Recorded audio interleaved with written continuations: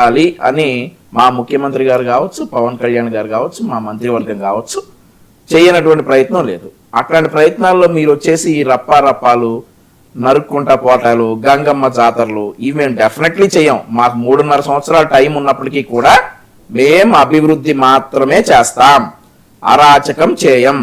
మీరు 88 దాటగానే రప్పాలు గంగమ్మ జాతరలు నరుక్కుంటా పోటాలు ఇవి మీ తరం కాదు. ఎందుకంటే 88 కాదు కదా, ఈసారి 8 కూడా దాటే పరిస్థితి మీకు రాదు. మేము ఆ 8 కూడా దాటనివ్వం కాబట్టి మీరు ఆ రప్పాలు పెట్టుకుంటారు. ఇక్కడ ఆంధ్రప్రదేశ్లో కాకుండా తెలంగాణలో కూడా పరువు తీశారు. రప్పాలు నరుక్కుంటా పోటాలు ఏంది లక్ష్మణరావు గారికి చదువుకున్న వాళ్ళే కదా మీరు కూడా. సరే, ఇప్పుడు కైకలూరులో ఏదో ఇన్సిడెంట్ జరిగింది, దాని మీద నేను నాకు నచ్చి పెట్టుకున్నాను అని అన్నారు. అసలు ఆ ఇన్సిడెంట్ జరిగిందా జరగలేదా అనేది ముందు ఆలోచించాలి. ఎవరో చేసినటువంటి ఇవన్నీ కూడా నమ్మేసి వాళ్ళెవరో వేరే వాళ్ళు దళితులకి మళ్ళీ ఇట్లా జరుగుతా ఉందని చెప్పేస్తే చదువుకున్నారు మీరెందుకు కాపీ పేస్ట్ చేశారని తప్పు కదా. అది నిజంగా జరిగిందా లేదా అని మీ పార్టీ నాయకులు కనుక్కోవాలి కదా. మరి ఇది అక్రమ కేసు ఎలా అవుతుంది? అక్కడ జరిగిందా లేదా అని మా సోదరుడు లక్ష్మణ్ వివరిస్తారు తర్వాత, లక్ష్మీకాంత్. అది జరిగిందా జరగలేదా అనేది ముందు చూసుకోవాలా.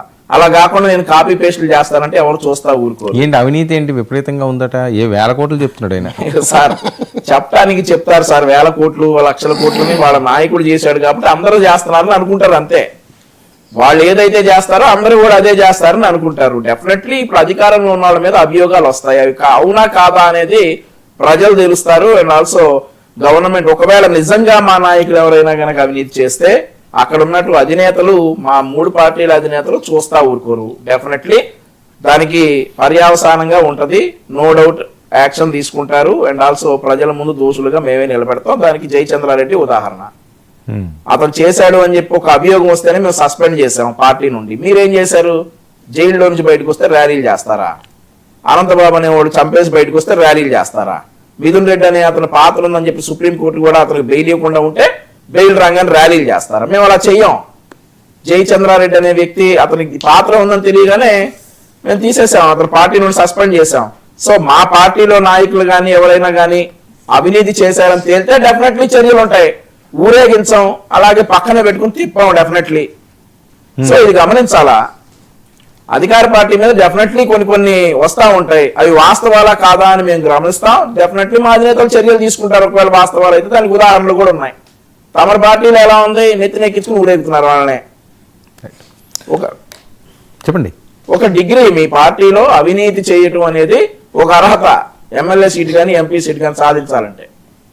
సో ఆ హక్కు మీకు ఉంది కాబట్టి మీరు చేసుకోండి అవినీతిలో అవన్నీ కూడా. మా వాళ్ళు ఎవరైనా చేస్తే మేము చూస్తా ఊరుకోం. ఓకే, రవికిరణ్ గారు సార్, ఏంటి అవినీతి ఆరోపణలు చాలా ఎక్కువ వినిపిస్తున్నాయి ఎమ్మెల్యేల మీద. డైరెక్ట్ గా చంద్రబాబు నాయుడు గారే కొన్ని అంశాల మీద హెచ్చరించడం, పవన్ కళ్యాణ్ గారు హెచ్చరించడం, మీ పార్టీలో కూడా అదే పరిస్థితి? సార్ దానికి చెప్పే ముందు ఒకటి, ఏదే ఒక పార్టీని రన్ చేస్తున్నటువంటి ఎవరైనా సరే, అధినేతలు ఎవరైనా సరే, ఒక హింస జరిగినప్పుడు